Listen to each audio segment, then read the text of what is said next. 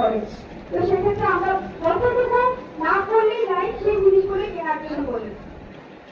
তো আমাদের ছাত্রছাত্রীরা যখন এরকম এসে বলে, তো শুনেছি তার হয়তো সবাই না, কেউ কেউ থাকে যে দিতে চায় না বা ফিনান্সিয়াল প্রবলেম থাকে।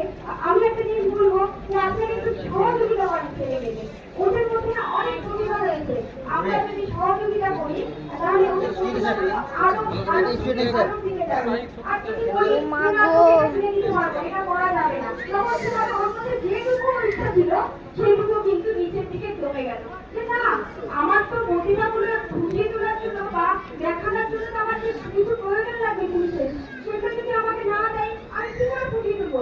সেই ছেলে বা মেয়েটি দ্বিতীয়বার যদি এটাকে পার্টিসিপেট করতে চাই।